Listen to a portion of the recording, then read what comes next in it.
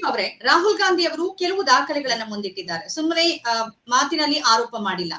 Brazilian model 10 ಬೂತ್ಗಳಲ್ಲಿ ಒಟ್ಟು 22 ಬಾರಿ ಆಕೆ ಮತದಾನವನ್ನ ಮಾಡಿದ್ದಾರೆ. ಆಕೆ ವಿವರವನ್ನ ಅವರು ಕೊಟ್ಟಿದ್ದಾರೆ. ಅದರ ಜೊತೆ ಇನ್ನೋರ್ವ ಮಹಿಳೆ 100 ಕಡೆಗಳಲ್ಲಿ ತನ್ನ ವೋಟಿಂಗ್ ಅನ್ನ ಮಾಡಿದ್ದಾಳೆ. ಅಂದ್ರೆ ಈ ತರದ್ದು ನಾವು ಬಿಜೆಪಿ ಬಗ್ಗೆ ಕೇಳ್ತಾ ಇಲ್ಲ, ಆದ್ರೆ ಚುನಾವಣಾ ಆಯೋಗದ ಬಗ್ಗೆ ನೇರವಾಗಿ ರಾಹುಲ್ ಗಾಂಧಿ ಆರೋಪ ಮಾಡ್ತಿರುವಾಗ ಚುನಾವಣಾ ಆಯೋಗದ ವಕ್ತಾರರ ರೀತಿ ಬಿಜೆಪಿ ನಾಯಕರು ಯಾಕೆ ಮಾತನಾಡ್ತಿದ್ದಾರೆ?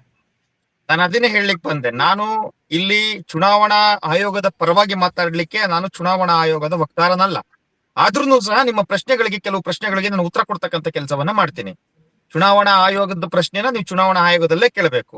ಇವತ್ತು ರಾಹುಲ್ ಗಾಂಧಿ ಅವರು ಏನ್ ಇವತ್ತು ಪ್ರಶ್ನೆ ಕೇಳ್ತಾ ಇದಾರೋ, ಸೊ ಇವ್ರು ಯಾಕೆ ಯಾವಾಗ್ಲೂ ವಿಷಯಾಂತರನ ಮಾಡ್ತಾರೆ, ಸಬ್ಜೆಕ್ಟ್ ನ ಚೇಂಜ್ ಮಾಡ್ತಾರೆ. ನೋಡಿ, ಮೊದಲು ಬಿಹಾರ ಚುನಾವಣೆ ವಿಚಾರ ತೆಗೆದುಕೊಂಡ್ರು. ಬಿಹಾರ ಚುನಾವಣೆಯಲ್ಲಿ ಮತಗಳ್ಳತನ ಆಗಿದೆ ಅಂತ ಅಂದ್ರು. ಯಾವ ರೀತಿ ಮತಗಳ್ಳತನ ಆಗಿದೆ ಅಂತ ಹೇಳಿ ಅಂತಂದ್ರೆ, ಅಲ್ಲಿ ಪರಿಷ್ಕರಣೆ ಆಗಿದೆ, ಅದಕ್ಕೋಸ್ಕರ ಮತಗಳ್ಳತನ ಆಗಿದೆ ಅಂತ ಅಂದ್ರು. ಕರ್ನಾಟಕಕ್ಕೆ ಬಂದ್ರು, ಕರ್ನಾಟಕದ ಮತಗಳ್ಳತನ ಆಗಿದೆ ಅಂತಂದ್ರು.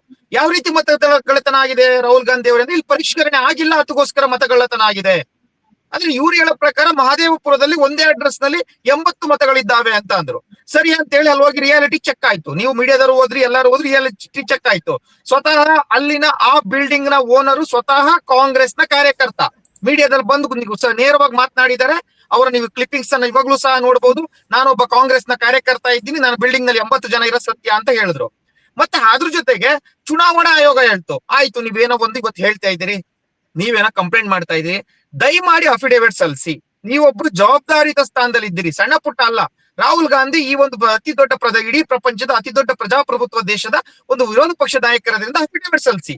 ಯಾವುದೋ ಒಂದು ಈಗ ನನ್ನ ಮೇಲೆ ಯಾರು ಹಲ್ಲೆ ಮಾಡಿದ್ರು ಅಂತ ನಾನು ಅನ್ಕೊಂತೀನಿ, ಅಥವಾ ನಾನು ಹೇಳ್ತೀನಿ, ನಾನು ಬೀದಿ ರಂಪಾಟ ಮಾಡಿದ್ಬಿಟ್ಟು, ಮೀಡಿಯಾ ಮುಂದೆ ಮಾತಾಡದ್ಬಿಟ್ಟು, ಸೋಷಿಯಲ್ ಮೀಡಿಯಾ ಮಾತಾಡದ್ಬಿಟ್ಟು ನಾನು ಪೊಲೀಸ್ ಕಂಪ್ಲೇಂಟ್ ಕೊಡ್ಬೇಕು. ಸೊ ಅದು ಮಾಡ್ಲಿಲ್ಲ, ಅವ್ರು ಅಫಿಡೇವಿಟ್ ಸಲ್ಲಿಸಲಿಲ್ಲ.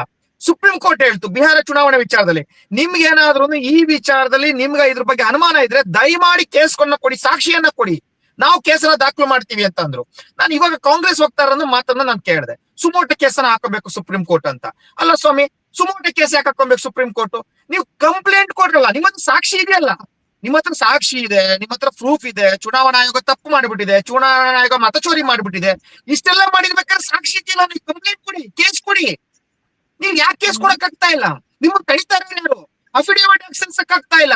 ಸ್ವತಃ ಚುನಾವಣಾ ಆಯೋಗ ಹೇಳ್ತಾ ಇದೆ, ನಿಮ್ಮಲ್ಲಿ ಮತಗಳ್ಳತನ ಆಗಿರೋ ಸತ್ಯನೇ ಆದ್ರೆ ನೀವು ದಯಮಾಡಿ ನಮಗೆ ಅಫಿಡೇವಿಟ್ ಸಲ್ಲಿಸಿ. ಅಫಿಡೇವಿಟ್ ಅಂದ್ರೆ ಬೇರೆ ಏನಲ್ಲ, ಮತಗಳ್ಳತನ ಆಗಿದೆ ಈ ಜಾಗದಲ್ಲಿ, ನನ್ನ ಹತ್ರ ಸಾಕ್ಷಿಗಳಿದ್ದಾವೆ, ನಾನು ಕೊಡ್ತೀನಿ, ನಾನು ವಿಚಾರಣೆಗೆ ಹಾಜರಾಗ್ತೀನಿ ಅಂತ ಹೇಳ್ತಕ್ಕಂಥ ಮಾತು. ಸ್ವತಃ ಯಾವಾಗ್ಲೂ ಅಂಬೇಡ್ಕರ್ ಅವರ ಒಂದು ಸಂವಿಧಾನದ ಪೀಠಿಕೆಯನ್ನ ಇಟ್ಕೊಂಡು ಓಡಾಡ್ತಕ್ಕಂಥ ರಾಹುಲ್ ಗಾಂಧಿ ಅವರೇ, ಯಾಕೆ ನಿಮಗೆ ಸಂವಿಧಾನದ ಮೇಲೆ ನಂಬಿಕೆ ಇಲ್ವಾ? ಸುಪ್ರೀಂ ಕೋರ್ಟ್ ಮೇಲೆ ನಂಬಿಕೆ ಇಲ್ವಾ? ದಯಮಾಡಿ ಕಂಪ್ಲೇಂಟ್ ಕೊಡಿ. ಇನ್ನೊಂದು ಹೇಳಿದ್ರು, ಆಳಂದ ವಿಚಾರ ಹೇಳಿದ್ರು.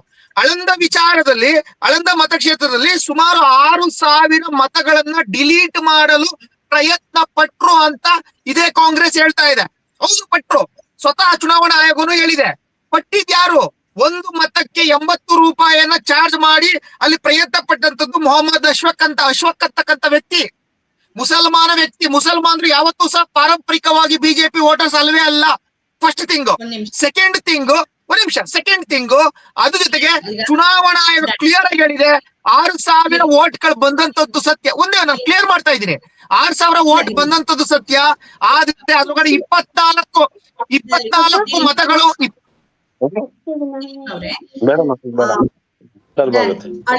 ಆಗಿರೋ ವಿಚಾರ ಏನು ಅಂತಂದ್ರೆ, ಅಲ್ಲಿನ ತನಿಖೆ ಇಲ್ಲಿ ತನಕ ಕಂಡುಕೊಂಡಿದ್ದು ನೀವೇ ಹೇಳಿದಂಗೆ 1 ಮತಕ್ಕೆ 80 ರೂಪಾಯಿ, ಒಂದು ಸೈಬರ್ ಸೆಂಟರ್. ಆದ್ರೆ ಅಲ್ಲಿ ಮಾಲಿಕಯ್ಯ ಗುತ್ತೇದಾರ್ ಮತ್ತು ಅವರ 2 ಪುತ್ರರ ಹೆಸರು ಬಂದಿದೆ. ಅಶ್ಫಾಕ್ ಅಲ್ವಾ?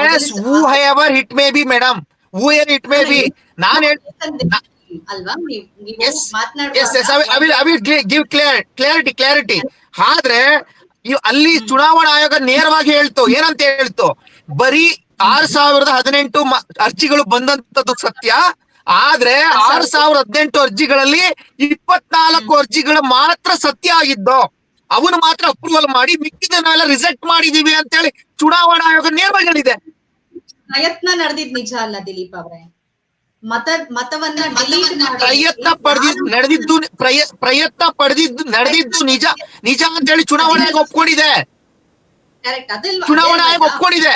ಆದ್ರೆ ಯಾವುದೇ ಆಗ್ಲಿ, ಉದಾಹರಣೆಗೆ ಮೇಡಮ್, ನಾನು ಏನಾದ್ರೂ ಮತಗಳ್ಳತನ ಮಾಡಕ್ಕೆ ಒಂದು ಅರ್ಜಿ ಹಾಕ್ತೀನಿ, ಅಪ್ಲಿಕೇಶನ್ ಹಾಕ್ತೀನಿ ಅಂತಂದ್ರೆ ನನ್ನ ಉದ್ದೇಶ ಗೊತ್ತಿರಲ್ಲ. ನಾನ್ ಕಾಂಗ್ರೆಸ್, ನಾನು ಬಿಜೆಪಿನ, ನಾನು JDS ಅಂತ ಗೊತ್ತಿರಲ್ಲ. ಅದಕ್ಕೆ ಚುನಾವಣಾ ಆಯೋಗ ಅಂತ ಒಂದಿರುತ್ತೆ. ಅವನು ಮತಗಳ್ಳತನ ಮಾಡ್ತಾ ಇದ್ದಾನೆ ಅಂತ ಹೇಳಿ ತಡೆ ಹಿಡಿದಿದೆಯಲ್ಲ ಚುನಾವಣಾ ಆಯೋಗ. ಅಕಸ್ಮಾತ್ ಚುನಾವಣಾ ಆಯೋಗ ಬಿಜೆಪಿ, ನೀವ್ ಹೇಳೋ ಪ್ರಕಾರನೇ ಈ ಏನ್ ಹೇಳಿದ್ರಲ್ಲ ಮೊಹಮ್ಮದ್ ಅಶ್ಫಕ್ ಅಂತಕ್ಕಂಥ ವ್ಯಕ್ತಿ ಬಿಜೆಪಿ ಪರನೇ ಕೆಲಸ ಮಾಡಿದ್ದಂತ ಅನ್ಕೊಂಡ್ಬಿಡೋಣ. ಆದ್ರೆ ಆ ವ್ಯಕ್ತಿಯ ಪರ 6,000 ಮತಗಳನ್ನ ಅಪ್ರೂವಲ್ ಮಾಡ್ಬೇಕಾಗಿತ್ತಲ್ಲ ಚುನಾವಣಾ ಆಯೋಗ, ಯಾಕೆ ಅಪ್ರೂವಲ್ ಮಾಡ್ಲಿಲ್ಲ? ದಿಲೀಪ್ ಅವರೇ, ಅವ್ರು ಕೊಟ್ಟಿರೋ ಮಾಹಿತಿಯಲ್ಲಿ ಅಂದ್ರೆ ನಾನು ಆಗ್ಲೇ ಹೇಳಿದಾಗೆ ಚುನಾವಣಾ ಆಯೋಗದ ಡೇಟಾವನ್ನೇ ವಿಶ್ಲೇಷಣೆ ಮಾಡಿರೋ ಪ್ರಕಾರ ನಕಲಿ ಮತದಾರರು 5,21,619, ಸುಳ್ಳು ವಿಳಾಸ 93,174, ಒಂದೇ ಮನೆಯಲ್ಲಿ ದೊಡ್ಡ ಸಂಖ್ಯೆಯಲ್ಲಿದ್ದ ಮತದಾರರ ಸಂಖ್ಯೆ 19,26,351, ಟೋಟಲ್ 25 ಲಕ್ಷ ಅಂತ. ಇದು ಡೇಟಾ ಇರೋದು, ಇದ್ರಲ್ಲಿ ಏನ್ ಸುಳ್ಳಿರೋದಿಲ್ಲ, ಯಾಕಂದ್ರೆ ಆಯೋಗದ ಡೇಟಾವನ್ನೇ ತಗೊಂಡಿದ್ದಾರೆ. ಮಂಜುಳಾ ಮೇಡಮ್ ನೋಡಿ, ಮಂಜುಳಾ ಮೇಡಮ್, ಬಿಹಾರ ಚುನಾವಣೆ ಮತಗಳ್ಳತನ ಆಗಿದೆ 65 ಲಕ್ಷ ಅಂತ ಬಂದಾಗ ನಾವೆಲ್ಲ ಇದೇ ರೀತಿ ಚರ್ಚೆ ಮಾಡ್ದು. ಇವತ್ತು ಸಹ ನಾವು ಚರ್ಚೆ ಮಾಡ್ತಾ ಇದೀವಿ.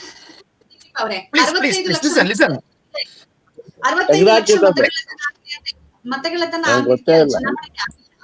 ಅಲ್ಲಿ ಆ ಮನುಷ್ಯನಿಗೆ ಗೌರವ ಕೊಟ್ಟು ಮಾತಾಡಕ್ ಹೇಳಿ, ಆ ಮನುಷ್ಯನಿಗೆ ಗೌರವ ಕೊಡಕ್ ಹೇಳಿ. ನಾನು ಆತನಿಗೆ ಏಕವಚನ ಬಳಸ್ಬೋದು, ಅವಾಗ ನನಗೂ ಅವ್ರಿಗೂ ವ್ಯತ್ಯಾಸ ಇರಲ್ಲ. ದಯಮಾಡಿ ಗೌರವ ಕೊಡಕ್ ಹೇಳಿ. ಅವನು ಇವನು ಅಂತ ಬಳಸ್ಬೇಡಿ ಅಂತ ಹೇಳಿ, ನಾನು ಬೇರೆ ತರನೇ ಬಳಸ್ತೀನಿ ಪದನ. ದಯಮಾಡಿ ಗೌರವ ಇರ್ಲಿ. ನಾನೇನ್ ಹೇಳಿಲ್ಲ ಮೇಡಮ್, ಅವ್ರಿಗೇನ್ ಹೇಳಿಲ್ಲ. ನನಗೆ ಕೇಳಿಸಿದೆ. 65 ಲಕ್ಷ ಮತ ತೆಗ್ದಿರೋದ್ ಹೇಳಿದ್ರು, ಕಳ್ತಾರದ್ ಹೇಳಿಲ್ಲ ಅಂತ ಹೇಳಿದೆ ನಾನು. ನೋಡಿ, ಬಿಹಾರ ಚುನಾವಣೆ ವಿಚಾರದಲ್ಲಿ ಹೇಳಿ ಮೇಡಮ್, ಹೇಳಿ ಪ್ಲೀಸ್. ಚುನಾವಣೆ ವಿಚಾರದಲ್ಲಿ ಮತಗಳ್ಳತನ ಆಗಿದೆ ಅಂತ ಇಲ್ಲಿ ತನಕ ಯಾರು ತೇಜಸ್ವಿ ಯಾರು ಹೇಳಿಲ್ಲ. ಚುನಾವಣೆನೇ ಆಗಿಲ್ಲ. SIR ಮತದಾರರ ತೀವ್ರ ಪಟ್ಟಿ ಪರಿಷ್ಕರಣೆ ಮಾಡಿದ ಸಂದರ್ಭದಲ್ಲಿ 65 ಲಕ್ಷ ಮತದಾರರನ್ನ ಹೊರಗಿಟ್ಟ ಸಂದರ್ಭದಲ್ಲಿ ಅವರ ಹಕ್ಕನ್ನ ಕಸಿಯಲಾಗಿದೆ. ಇದು ಪೌರತ್ವ ನಿರ್ಧಾರ ಅಲ್ಲ ಅನ್ನೋದು ಸುಪ್ರೀಂ ಕೋರ್ಟ್ ಮುಂದಿನ ವಿಚಾರಣೆ. ಅದನ್ನ ನಾನು ಹೇಳಕ್ ಬರ್ತಾ ಇದ್ದೀನಿ. 65 ಲಕ್ಷ ಮತ, ಪ್ಲೀಸ್ ಲಿಸನ್.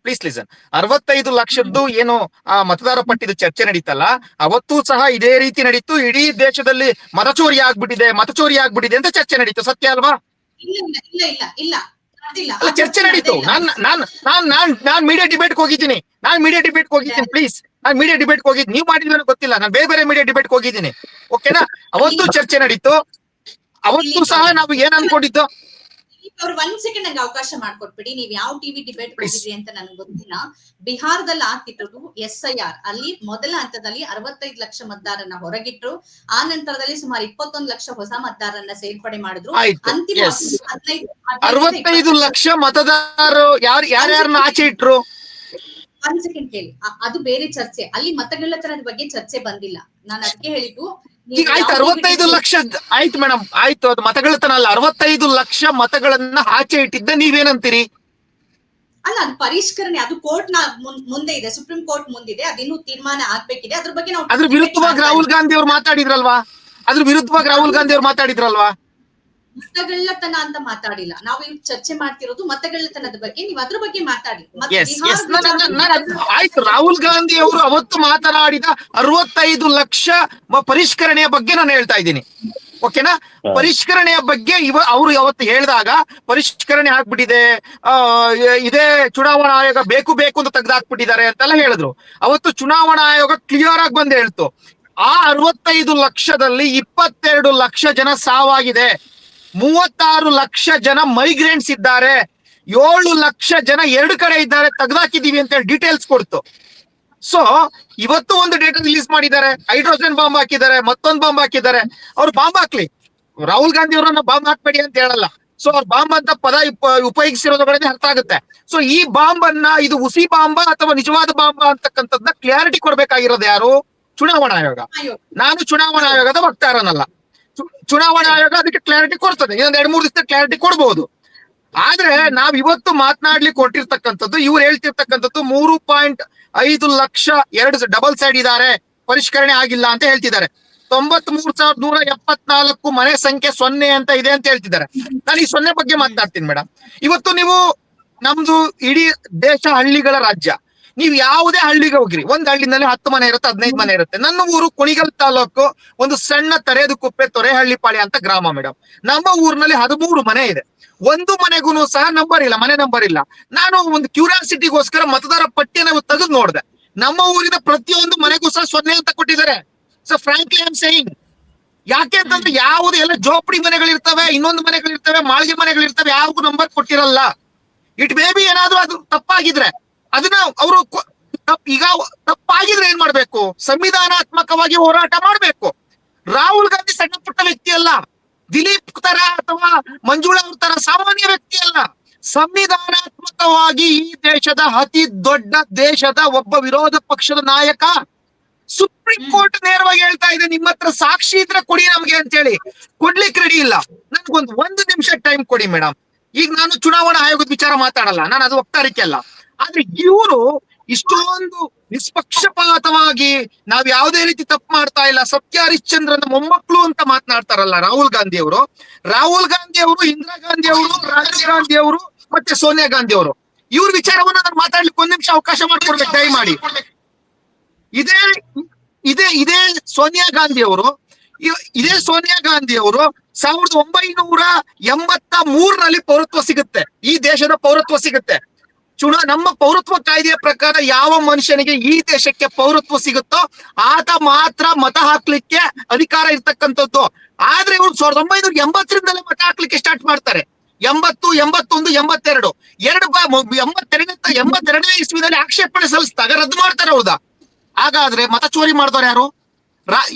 ಇವ್ರು ಬರ್ತೀನಿ. ಈಗಿರ್ತಕ್ಕಂತ ರಾಹುಲ್ ಗಾಂಧಿ ಅವ್ರದ್ದು ಸ್ವತಃ ದೆಹಲಿ ಹೈಕೋರ್ಟ್ ನಲ್ಲಿ ಮತ್ತೆ ಅಲಹಾಬಾದ್ ಹೈಕೋರ್ಟ್ ನಲ್ಲಿ ಕೇಸ್ ನಡೀತಾ ಇದೆ. ದ್ವಿಪೌರತ್ವ ಹೊಂದಿದ್ದಾರೆ, ಭಾರತದ್ದು ಮತ್ತೆ ಬ್ರಿಟನ್ದು 2 ಪೌರತ್ವ ಹೊಂದಿದ್ದಾರೆ ಅಂತೇಳಿ. ಪೌರತ್ವ ಕಾಯ್ದೆಯ ಪ್ರಕಾರ ಯಾವ ವ್ಯಕ್ತಿ ಬೇರೆ ದೇಶದ ಪೌರತ್ವ ಹೊಂದಿರ್ತಾನೋ ಆತ ಈ ದೇಶದಲ್ಲಿ ಮತದಾನ ಮಾಡ್ಲಿಕ್ಕೆ ಹಕ್ಕಿಲ್ಲ.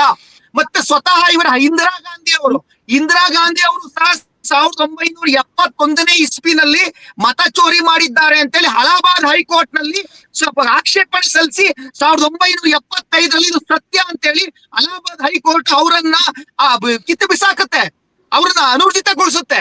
ಇವರ ರಾಜೀವ್ ಗಾಂಧಿ ಅವ್ರನ್ನ ಹೇಳ್ತೀನಿ ಕೇಳಿ. ರಾಜೀವ್ ಗಾಂಧಿ ಅವರು ತೀರ್ಕೊಂಡಾಗ ಇಡೀ ದೇಶದ ಚುನಾವಣೆಯನ್ನ ಮುಂದೂಡ್ತಾರೆ. ಅಂದ್ರೆ ಅವರ ಮತಕ್ಷೇತ್ರದ ಚುನಾವಣೆಯನ್ನ ಮುಂದೂಡ್ಬೇಕಾಗಿತ್ತು. ಅವರ ಸಾವಿನ ಶೋಕವನ್ನ ಬಳಸ್ಕೊಳ್ಳಿಕ್ಕೋಸ್ಕರ ಇಡೀ ದೇಶದ ಚುನಾವಣೆಯನ್ನ ಮುಂದೂಡ್ತಾರೆ. ಅರೆ ಸತ್ಯ ಹರಿಶ್ಚಂದ್ರ ಬಂದ್ ಮಾತಾಡ್ಲಿ, ಸತ್ಯದ ಬಗ್ಗೆ ನಾವು ಒಪ್ಪೋಣ. ಈ ನಕಲಿ ಸತ್ಯ ಹರಿಶ್ಚಂದ್ರನ ಮಾತುಗಳನ್ನ ನಾವು ಕೇಳಲಿಕ್ಕೆ ರೆಡಿ ಇಲ್ಲ. ಇವ್ರು ಹೇಳವೆಲ್ಲ ಸುಳ್ಳು. ರಾಹುಲ್ ಗಾಂಧಿ ಅವರೇ, ನೀವು ಈ ದೇಶದ ದೊಡ್ಡ ಒಬ್ಬ ಮನುಷ್ಯ ಇದ್ದೀರಿ, ನೀವು ಒಬ್ರು ವಿರೋಧ ಪಕ್ಷದ ನಾಯಕ ಇದ್ದೀರಿ.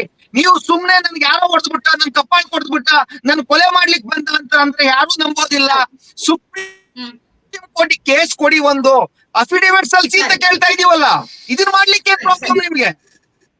ಓಕೆ ದಿಲೀಪ್ ಅವರೇ, ದೇಶದ ಜನರಲ್ಲಿ ಸಣ್ಣ ಮಟ್ಟಿಗೆ ಅನುಮಾನವನ್ನ ಬಿತ್ತೋದ್ರಲ್ಲಿ ರಾಹುಲ್ ಗಾಂಧಿ ಯಶಸ್ವಿ ಆಗ್ತಿದ್ದಾರೆ ಹಂತದಿಂದ ಹಂತಕ್ಕೆ. ಇದು ರಾಜಕೀಯವಾಗಿ ಬಿಜೆಪಿಗೆ ಒಂದು ಕಡೆಯಲ್ಲಿ ನಾಳೆ ಮೊದಲ ಹಂತದ ಇದೆ, 11ನೇ ತಾರೀಕು 2ನೇ ಹಂತದ ಚುನಾವಣೆ ಇದೆ. ಇನ್ನೊಂದು 6 ತಿಂಗಳಲ್ಲಿ ಅಸ್ಸಾಮು, ಹಾಗೇನೆ ಕೇರಳ ಮತ್ತು ತಮಿಳುನಾಡು, ಪಶ್ಚಿಮ ಬಂಗಾಳ ಈ ರಾಜ್ಯಗಳ ಚುನಾವಣೆ ಕೂಡ ಬರುತ್ತೆ. ರಾಜಕೀಯವಾಗಿ ಇದು ಬಹಳ ದೊಡ್ಡ ಅಸ್ತ್ರ ಆಗ್ಬಹುದು. ಇದಕ್ಕೆ ಬಿಜೆಪಿ ಅದನ್ನ ಅಕ್ಸೆಪ್ಟ್ ಮಾಡ್ಕೊಳ್ತೀನಿ. ಅದ್ರೊಳಗಡೆ 2ನೇ ಮಾತಿಲ್ಲ. ಕಾಂಗ್ರೆಸ್ ಸುಳ್ಳು ಸುದ್ದಿ ಹಬ್ಸೋದ್ರೊಳಗಡೆ, ಗಾಳಿಲಿ ಗುಂಡು ಹೊಡೆಯೋದ್ರೊಳಗಡೆ ಯಾವತ್ತು ನಂಬರ್ 1. ನಾನು ಕರ್ನಾಟಕದ ವಿಚಾರದಲ್ಲಿ 2023ನೇ ಚುನಾವಣೆ ಆದಾಗ ಇವ್ರು ಏನ್ ಹೇಳಿದ್ರು, PCM ಅಂತ ಹೇಳಿದ್ರು, 40% ಸರ್ಕಾರ ಅಂತ ಹೇಳಿದ್ರು, PSI ಆಗೋಣ ಅಂತ ಹೇಳಿದ್ರು. ಇದುವರೆಗೂ ಸಹ 40% ಸರ್ಕಾರ ಆಗಿರ್ಬೋದು ಅಥವಾ PCM ಆಗಿರ್ಬೋದು, ಯಾರನ್ನೂ ಸಹ ಒಬ್ರನ್ನೂ ಸಹ ಒಳಗಡೆ ಹಾಕ್ತಕ್ಕಂತ ಕೆಲಸವನ್ನ ಮಾಡಿಲ್ಲ. ಮತ್ತೆ ಅದ್ರ ಜೊತೆಗೆ ಇವ್ರು ಬರೀ ಸುಳ್ಳನ್ನೇ ಹೇಳ್ಕೊಂಡೆ ಅಧಿಕಾರಕ್ಕೆ ಬಂದ್ರೆ ಹೊರತು ಯಾವುದೇ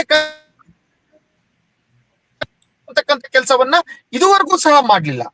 ಮತ್ತೆ ನಮ್ಮ ಕಾಂಗ್ರೆಸ್ ಸ್ನೇಹಿತರು ಹೇಳ್ತಾ ಇದ್ದಾರೆ, ಅದು ನೇರವಾಗಿ ಹೇಳ್ತಾ ಇದ್ದಾರೆ. ಅಂದ್ರೆ ಇದಕ್ಕೆ ಬಂದು ನಾವು ರಾಹುಲ್ ಗಾಂಧಿ ಯಾವುದೇ ಕಾರಣಕ್ಕೂ ಅಫಿಡೇವಿಟ್ ಸಲ್ಲಿಸಲ್ಲ, ರಾಹುಲ್ ಗಾಂಧಿ ಅವರು ಈ ವಿಚಾರದಲ್ಲಿ ಬರಲ್ಲ. ನೋಡಿ, ಈ ದೇಶದಲ್ಲಿ ಸಾಮಾನ್ಯ ವ್ಯಕ್ತಿಗೂ ಇರ್ತಕ್ಕಂಥದ್ದು ಒಂದೇ ಸಂವಿಧಾನ, ಈ ದೇಶದ ಪ್ರಧಾನಮಂತ್ರಿಗೆ ಇರ್ತಕ್ಕಂಥದ್ದು ಒಂದೇ ಸಂವಿಧಾನ. ನೀವು ಈ ರೀತಿ ಗಾಳಿಲಿ ಗುಂಡು ನೋಡಿ, ಯಾವ್ದಾದ್ರು ನಂದೊಂದು SSLC ಮಾರ್ಕ್ಸ್ ಕಾರ್ಡ್ ನಾನೊಂದು ಜೆರಾಕ್ಸ್ ಇಟ್ಕೊಂಡು ನಾನು ಅದನ್ನ ಪ್ರೂವ್ ಮಾಡ್ಲಿಕ್ಕಾಗಲ್ಲ, ಅದಕ್ಕೊಂದು ಅಟೆಸ್ಟೆಡ್ ಅಂತ ಹಾಕ್ಬೇಕಾಗುತ್ತೆ. ಅಟೆಸ್ಟೆಡ್ ಯಾವಾಗ ಒಂದು ಗೆಜೆಟೆಡ್ ಆಫೀಸರ್ದು ಸೀಲ್ ಸಿಗ್ನೇಚರ್ ಆಗ್ಬೇಕು. ದಿಲೀಪ್, ಇಲ್ಲಿ ತನಕ ಇತ್ತಲ್ಲ ಕಾಂಗ್ರೆಸ್ನವರ ಆರೋಪ ಏನಿತ್ತು ಅಂತಂದ್ರೆ ಇವಿಎಂ ಅನ್ನ ಟ್ಯಾಪ್ ಮಾಡಲಾಗಿದೆ ಅಂತ ಕಳೆದ 15 ವರ್ಷಗಳಿಂದ, ಅದು 2014ರಿಂದ ಇಲ್ಲಿ ತನಕ ಹೇಳ್ಕೊಂಡ್ ಬರ್ತಿದ್ರು.